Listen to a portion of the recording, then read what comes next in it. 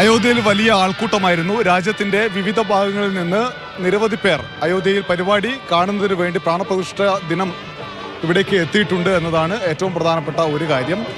രണ്ടാമത്തേത്, പല ഭാഗത്തു നിന്നുള്ള ആളുകൾ എത്തി. ഒപ്പം തന്നെ 100 ഇടങ്ങളിൽ സ്റ്റേജുകൾ കെട്ടി അവിടെ രാജ്യത്തിൻ്റെ പല സംസ്ഥാനങ്ങളിൽ നിന്നും എത്തിയ ആളുകൾ കലാപ്രകടനങ്ങൾ അവതരിപ്പിക്കുന്നുണ്ടായിരുന്നു. ഇതിനെല്ലാം അപ്പുറത്തേക്ക് ഏറ്റവും പ്രധാനപ്പെട്ട കാര്യം, നമ്മുടെ രാജ്യം ഇതുവരെ കാണാത്ത തരത്തിലുള്ള ഒരു പ്രാണപ്രതിഷ്ഠ ചടങ്ങാണ് ഇന്ന് അയോധ്യയിൽ നടന്നിട്ടുള്ളത് എന്നതാണ്.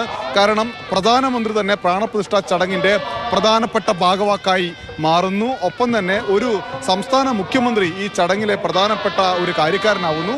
ഒപ്പം RSS എന്ന സംഘടനയുടെ സർസംഘചാലക് പ്രധാനപ്പെട്ട ചുമതലയിലെത്തുന്നു. ഒരിക്കലും രാജ്യം ഈ നിലയിൽ ഒരു പ്രാണപ്രതിഷ്ഠ ചടങ്ങ്, ഒരു ക്ഷേത്ര ചടങ്ങ് കണ്ടിട്ടില്ല. അതിനാണ് അത്രയും ചരിത്ര പ്രാധാന്യമേറിയ, നമ്മുടെ രാജ്യത്തിൻ്റെ ചരിത്രത്തിൽ അത്രയേറെ പ്രാധാന്യമുള്ള ചടങ്ങാണ് നടന്നുകൊണ്ടിരിക്കുന്നത്. മുഖ്യമന്ത്രി യോഗി ആദിത്യനാഥ് സംസാരിച്ചു. ഇപ്പോൾ സംസാരിക്കുന്നു, ഞാൻ നിൽക്കുന്നത് മീഡിയ സെന്ററിലാണ്. ഇപ്പോൾ സംസാരിച്ചു കൊണ്ടിരിക്കുന്നത് RSSന്റെ സർസംഘചാലക് മോഹൻ ഭാഗവതാണ്. അദ്ദേഹവും സംസാരിച്ചു കഴിഞ്ഞാൽ പ്രധാനമന്ത്രി നരേന്ദ്രമോദി സംസാരിക്കും. എന്തായാലും പ്രധാനമന്ത്രിയുടെ പ്രസംഗത്തിൽ രാഷ്ട്രീയമുണ്ടാവുമോ എന്നതാണ് ഏറ്റവും പ്രധാനപ്പെട്ട മറ്റൊരു ചോദ്യം. രാജ്യം മറ്റൊരു തിരഞ്ഞെടുപ്പിലേക്ക്, ലോക്സഭാ തിരഞ്ഞെടുപ്പിലേക്ക് പോവുകയാണ്. ഈ ഘട്ടത്തിൽ പ്രധാനമന്ത്രി രാമക്ഷേത്രത്തിന് മുന്നിൽ നിന്ന് എന്ത് പ്രസംഗിക്കും എന്നത് വിഷയമാണ്. 1980കളുടെ അവസാനവും 1990കളുടെ ആദ്യവും ബി ജെ പി തന്നെ ഉയർത്തിപ്പിടിച്ച പ്രധാനപ്പെട്ട മുദ്രാവാക്യമാണ് രാമജന്മഭൂമി പ്രശ്നം. അതിനെ തുടർന്ന് രാജ്യത്തുണ്ടായ നിരവധി സംഭവങ്ങളുണ്ട്. അതിനെല്ലാം ശേഷം രാമക്ഷേത്രം പണിത് അതിൻ്റെ പ്രാണപ്രതിഷ്ഠാ ചടങ്ങിൽ മുഖ്യ കാർമ്മികത്വം വഹിച്ച് പ്രധാനമന്ത്രി എന്ത് രാജ്യത്തോട് പറയും എന്നുള്ളത് കൂടി രാജ്യത്തിന്റെ ചരിത്രത്തിൽ പ്രധാനമായിരിക്കും. അതുകൊണ്ട് അയോധ്യയുമായി ചേർത്ത് രാഷ്ട്രീയം തന്നെ പ്രധാനമായി ചർച്ച ചെയ്യേണ്ടി വരുമല്ലോ അനൂപ്. ഈ ആദ്യം സംസാരിച്ചപ്പോൾ യോഗി ആദിത്യനാഥ് അത്തരം എന്തെങ്കിലും പരാമർശങ്ങൾ അദ്ദേഹത്തിന്റെ പ്രസംഗത്തിലുണ്ടായിരുന്നോ, അതോ ആധ്യാത്മികമായ ലൈനിലായിരുന്നോ പ്രസംഗം? മോഹൻ ഭാഗവത്തിന്റെ പ്രസംഗം ശ്രദ്ധിക്കാൻ കഴിഞ്ഞോ? പ്രധാനമന്ത്രി പ്രസംഗത്തിൽ തീർച്ചയായും അത്തരത്തിൽ ചില പരാമർശങ്ങളോട് കൂടി പ്രതീക്ഷിക്കേണ്ടതുണ്ടോ? യോഗി ആദിത്യനാഥിന്റെ പ്രസംഗം മുഴുവനായി കേൾക്കാൻ എനിക്ക് പറ്റിയിട്ടില്ലായിരുന്നു. കാര്യം ഞാൻ തത്സമയം ഇവിടെ കണക്ട് ചെയ്ത് വെച്ചതുകൊണ്ട് പൂർണ്ണമായി എനിക്ക് കേൾക്കാൻ പറ്റിയിട്ടില്ല. ഇപ്പോഴും ഞാൻ മോഹൻ ഭാഗവത് സംസാരിക്കുമ്പോഴും ഞാൻ ഈ തത്സമയ റിപ്പോർട്ടിങ്ങിലായതുകൊണ്ട് പറഞ്ഞതെന്ത് എന്ന് ശ്രദ്ധിക്കാൻ കഴിഞ്ഞിട്ടില്ല.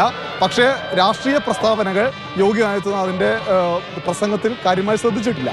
എന്നാൽ ശരി, ലോക്സഭാ തെരഞ്ഞെടുപ്പിന് മുന്നോടിയായി നടക്കുന്ന ഒരു ചടങ്ങ് എന്ന നിലയിൽ കൂടി അയോധ്യ വളരെ പ്രധാനമാകുന്നു. വിശ്വാസപരമായ ഒരു പ്രശ്നം, ദീർഘകാലമായി നീറിപ്പുകഞ്ഞ പ്രശ്നം എന്നതിനപ്പുറത്ത് പുതുതായി അവിടെ പ്രാണപ്രതിഷ്ഠാ ചടങ്ങ് പ്രധാനമന്ത്രിയുടെയും RSS തലവന്റെയും ഒപ്പം യോഗി ആദിത്യനാഥ് UP മുഖ്യമന്ത്രിയുടെയും ഒക്കെ നേതൃത്വത്തിൽ അവിടെ പൂർത്തീകരിച്ചു. ഇനി പ്രധാനമന്ത്രിയുടെ പ്രസംഗത്തിൽ എന്തൊക്കെ ഉണ്ടാകും എന്നതാണ് രാജ്യം കാതോർത്തിരിക്കുന്നത്. എന്താകും അദ്ദേഹത്തിന്റെ ഭാഗത്തു നിന്നുണ്ടാകുന്ന പരാമർശങ്ങൾ എന്നതാണ്. ഇപ്പോൾ B ബാലഗോപാൽ കൂടിയുണ്ട്. ബാലു പുറത്താണല്ലോ ഉള്ളത്.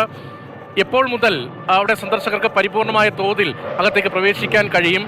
ഇന്ന് ക്ഷണിക്കപ്പെട്ട സദസ്സ് മാത്രമായിരുന്നല്ലോ.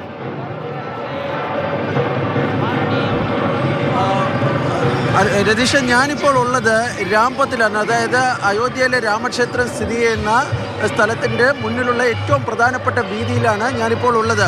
നേരത്തെ അനൂപ് പറഞ്ഞതുപോലെ തന്നെ യോഗി ആദിത്യനാഥിൻ്റെ പ്രസംഗത്തിന് ശേഷം ഇപ്പോൾ RSS സർസംഘചാലക് മോഹൻ ഭാഗവതിൻ്റെ പ്രസംഗമാണ് ഇപ്പോൾ നടക്കുന്നത്.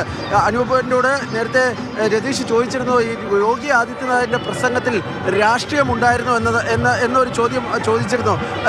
ഞാനിവിടെ നിൽക്കുന്ന സ്ഥലത്ത് ഈ പ്രസംഗം, അതായത് അയോധ്യയിൽ പല പ്രദേശങ്ങളിലും പല സ്ഥലങ്ങളിലും ഈ ക്ഷേത്രത്തിൻ്റെ നടക്കുന്ന പൊതുസമ്മേളനത്തിൻ്റെ ചടങ്ങ് തത്സമയം സംപ്രേഷണം ചെയ്യുന്നുണ്ട്. യോഗി ആദിത്യനാഥിൻ്റെ പ്രസംഗം ഒരു ഘട്ടം വരെ എനിക്ക് കേൾക്കാൻ വേണ്ടി കഴിഞ്ഞിരുന്നു. എനിക്കതിനെ ഒരു രാഷ്ട്രീയ പ്രസംഗമായിട്ടാണ് തോന്നിയത്. കാരണം പ്രധാനമായും യോഗി ആദിത്യനാഥിൻ്റെ പ്രസംഗത്തിൽ പറഞ്ഞ 3-4 വാചകങ്ങൾ 500 വർഷമായി ഉള്ള ഒരു വാഗ്ദാനമാണ്, രാമൻ്റെമായി ബന്ധപ്പെട്ട ഒരു വാഗ്ദാനമാണ് പ്രധാനമന്ത്രി നരേന്ദ്രമോദി ഇപ്പോൾ പൂർത്തീകരിച്ചിരിക്കുന്നതെന്ന പരാമർശത്തിന് രാഷ്ട്രീയമായി തന്നെ നമ്മൾ കാണേണ്ടതായുണ്ട്.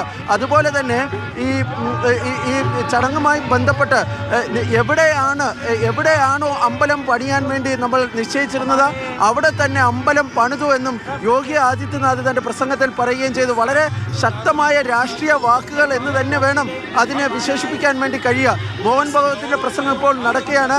സ്വാഭാവികമായും അതിലും ഏതെങ്കിലും തരത്തിലുള്ള രാഷ്ട്രീയമായ പരാമർശങ്ങൾ ഉണ്ടോ എന്നാണ് നമ്മൾ നോക്കിക്കാണേണ്ടത്. പക്ഷേ ഏറ്റവും സുപ്രധാനമായ കാര്യം, പ്രധാനമന്ത്രി നരേന്ദ്രമോദിയുടെ പ്രസംഗം എന്തായിരിക്കും എന്നതാണ്. കഴിഞ്ഞ കുറേ ദിവസങ്ങളായി ഈ പ്രസംഗത്തിനെ കുറിച്ച് ഒട്ടേറെ കാര്യങ്ങൾ പറഞ്ഞു കേൾക്കുന്നുണ്ട്. ഒരു ക്ഷേത്ര സന്നിധിയിലായതിനാൽ തന്നെ, ക്ഷേത്ര അങ്കണത്തിലായതിനാൽ തന്നെ പ്രധാനമന്ത്രി രാഷ്ട്രീയം പറഞ്ഞേക്കില്ല, മറിച്ച് ആധ്യാത്മികമായ അല്ലെങ്കിൽ ഭക്തിപരമായ ഏതെങ്കിലും കാരണം ക്ഷേത്രവുമായി ബന്ധപ്പെട്ട കാര്യങ്ങൾ മാത്രമേ അദ്ദേഹം സംസാരിക്കുകയുള്ളൂ എന്നൊക്കെ പറഞ്ഞിരുന്നു. പക്ഷേ മുഖ്യമന്ത്രി യോഗി ആദിത്യനാഥിൻ്റെ പാതയിലൂടെ അല്ലെങ്കിൽ ആ വരികൾക്ക് പോലെയാണ് പ്രധാനമന്ത്രിയുടെ പ്രസംഗം ഉണ്ടാകുകയാണെങ്കിൽ സ്വാഭാവികമായും അത് 2024 ലോക്സഭാ തെരഞ്ഞെടുപ്പിന് നാന്ദി കുറിച്ചുകൊണ്ടുള്ള, ലോക്സഭാ തെരഞ്ഞെടുപ്പിൻ്റെ BJPയുടെ തെരഞ്ഞെടുപ്പ് പ്രചരണത്തിന് നാന്ദി കുറിച്ചുകൊണ്ടുള്ള ഒരു പ്രസംഗം മോദിയിൽ നിന്ന് ഉണ്ടാകുമോ എന്നാണ് ഏവരും ഉറ്റുനോക്കുന്നത്.